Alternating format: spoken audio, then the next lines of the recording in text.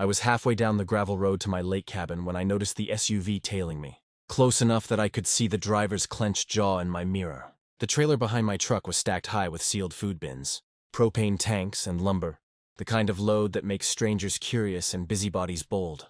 That morning felt peaceful, pine trees flashing past, water glinting through the brush, until the piece snapped like a branch under a boot. The SUV accelerated, honked twice, and forced me to pull over near the community sign, where the rules were printed in angry red letters. She stepped out wearing a clipboard like a badge, blonde hair pulled tight, phone already recording. She didn't introduce herself. She didn't need to. Everyone knows the tone. HOA Karen. She announced that transporting commercial quantities of supplies violated association bylaws, that my cabin was under review, and that the provisions were subject to seizure until compliance could be verified. I laughed because the words were absurd, and because laughter is sometimes the only shield you have when someone is inventing authority in real time. Karen didn't laugh back. She walked to my trailer, opened a bin without asking, and snapped photos like evidence at a crime scene. I told her the cabin was private property, deeded land, outside HOA control. She smiled thinly and said the lake access road was communal, which meant everything on it was too. Then she raised her phone and dialed 911, loudly reporting a theft in progress, claiming I was stealing association resources. The operator's voice echoed in the quiet woods, turning birdsong into an audience for a lie. As she spoke, neighbors gathered, curiosity dragging them from porches. Karen pointed at my supplies and told them I was hoarding, that emergencies didn't excuse bypassing rules. I felt the old anger rise, the kind that tightens your chest, but I kept my voice steady and my hands visible. Cameras were out now. Stories were being written without me. When the sirens finally cut through the trees, Karen crossed her arms like a victor, certain she'd won. What she didn't know was that every call, every claim, every photo would soon unravel, and the lake would remember this moment for a long time.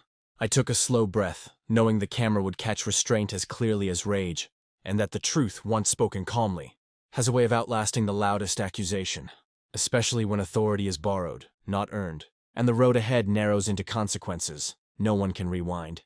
While witnesses watch, memories form, and mistakes begin demanding receipts from those who manufacture power in daylight alone today. The deputies arrived in 2 cruisers, tires crunching over gravel, lights still flashing as if the forest itself needed warning. Karen rushed toward them before I could even open my door, voice already quivering with rehearsed urgency. She told them I was exploiting community land, transporting stolen provisions, and refusing to comply with HOA regulations. She waved her clipboard like scripture, quoting rules she half remembered, insisting immediate action was necessary to secure the assets. One deputy listened, nodding slowly while the other scanned the scene, eyes moving from my truck to the trailer to the growing cluster of neighbors pretending not to stare. When it was my turn, I spoke plainly. I explained where I was going, what I was hauling, and why. Winter storms had been forecast. The lake froze early. The cabin was off-grid, no store within an hour. Everything in those bins was purchased, documented, and mine. I told them the HOA had no jurisdiction over my land, and that Karen had no authority to touch my property. I didn't raise my voice. I didn't insult her. I just laid the facts down like cards on a table. Karen interrupted, insisting the access road made it communal, which made my load subject to review. The deputy asked for the bylaws. Karen flipped through her clipboard, pages fluttering, confidence draining as she realized she didn't have them. She tried pivoting, claiming emergency powers, then safety concerns, then community standards. Each argument landed softer than the last. The deputy turned to me and asked if I had proof of ownership. I handed over a folder I kept in the glove box for exactly this reason. Deed, map, easement agreement. Paper doesn't get flustered. While they reviewed the documents, Karen paced, whispering to neighbors, pointing at the bins like they contained contraband instead of canned beans. One neighbor spoke up, saying he'd seen me hauling supplies for years. Another added that Karen had been overzealous lately. The murmurs shifted, curiosity turning into doubt. Karen heard it and snapped, telling them to mind their business, which only made more people pay attention. The deputy handed my papers back and nodded. He told Karen the HOA had no authority here, and that calling 911 over a civil dispute was inappropriate. Karen's face reddened, and she tried one last angle, claiming she feared for community safety. The deputy asked her to step aside and lower her phone.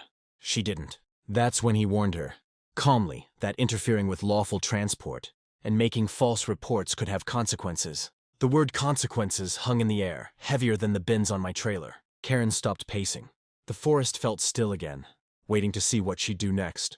Because moments like these always hinge on whether someone doubles, down or backs away, and Karen had never been known for retreating gracefully under pressure. Karen didn't back away. She squared her shoulders, lifted her chin, and told the deputy he was misinterpreting the rules, that the HOA had verbal agreements extending authority for emergencies.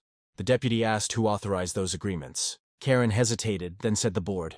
When asked for names, dates, or documents, she deflected again, insisting the situation required immediate action and that my supplies should be impounded until everything was sorted out. The word impounded echoed, ridiculous and dangerous at the same time. The second deputy stepped closer to my trailer and asked Karen if she had touched any of the bins. She said yes, proudly, as if cooperation earned points. He asked if she had permission. She said she didn't need it. That answer changed the tone. He explained slowly and clearly that opening someone else's property without consent could constitute interference or theft, regardless of her position in an HOA. Karen scoffed and said she was protecting the community. He replied that the community didn't supersede the law. I could see the shift in the crowd. Phones were lowered now, conversations quiet. This wasn't entertainment anymore.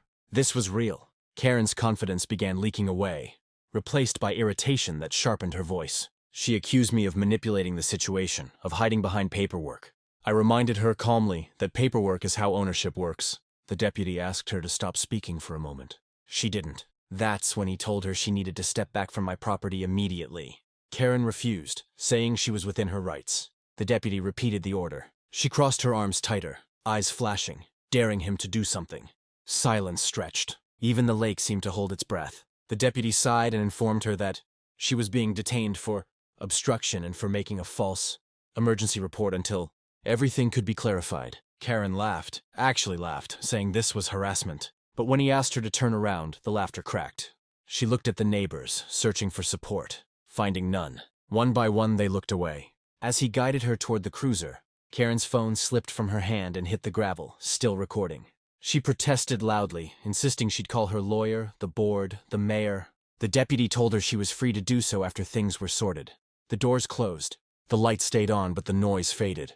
The remaining deputy apologized to me for the delay and said I was free to go. I thanked him and secured the last strap on the trailer.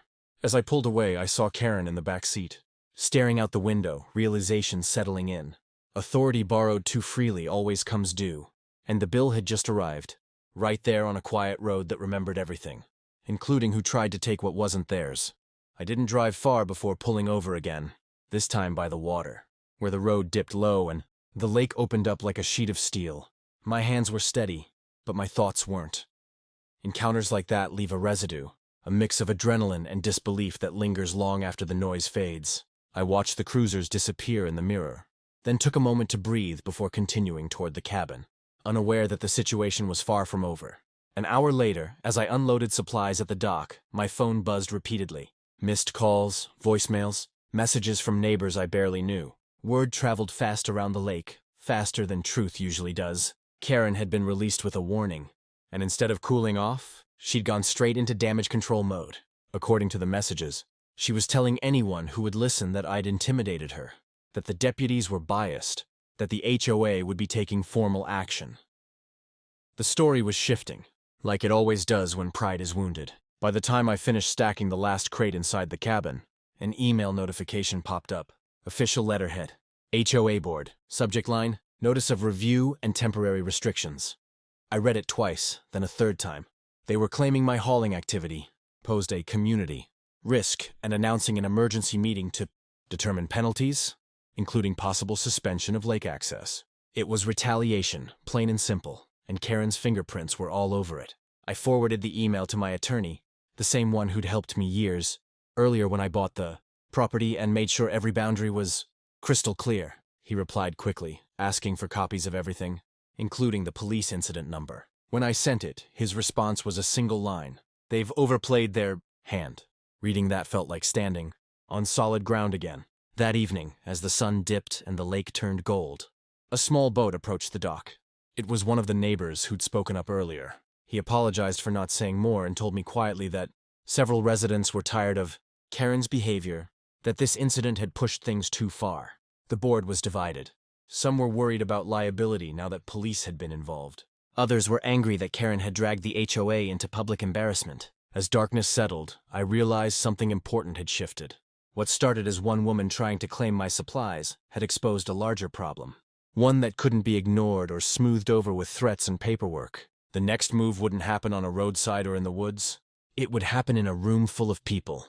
Records and consequences, where stories collapse under scrutiny and power finally has to answer to facts.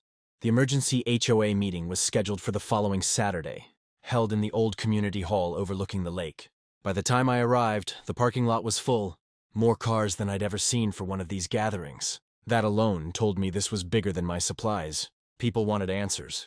Inside, folding chairs creaked as neighbors settled in, murmurs filling the room like distant waves. Karen sat at the front with two board members. Jaw tight, arms folded, eyes fixed anywhere but on me. The meeting opened with procedural formalities. Then Karen launched into her version of events. She spoke quickly, emotionally, painting herself as a protector of the community who'd been undermined and embarrassed. She claimed she'd acted out of concern, that the police involvement had been misunderstood, and that my hauling activity still warranted sanctions. She avoided specifics, leaning on vague language and urgency, hoping volume would replace evidence. When it was my turn, I stood and placed a folder on the table. I didn't raise my voice. I walked through the timeline, step by step.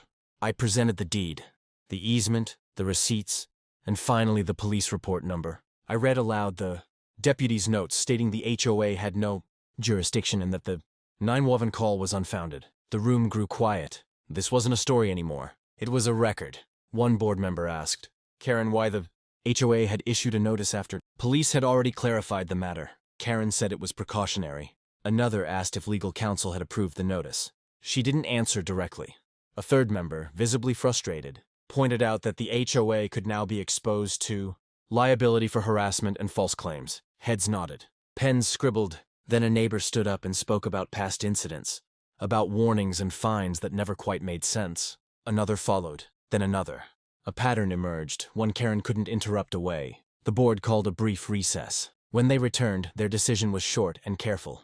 The notice against me was withdrawn immediately. A formal apology would be issued, and Karen was being removed from any enforcement role pending a full review of her actions. Karen stood abruptly, saying this was unfair, that she'd given everything to the community. No one responded. The gavel came down, and just like that, it was over. As I stepped outside, the lake was calm, reflecting the sky without distortion. A few neighbors thanked me quietly. I loaded back into my truck and drove toward the cabin, the road open, unchallenged. Power had tried to take what wasn't hers, and ended up exposing itself instead. In the end, all I wanted was to haul my provisions in peace. But what I got was something better. A reminder that calm truth, documented and steady, can outlast the loudest abuse of borrowed authority every single time.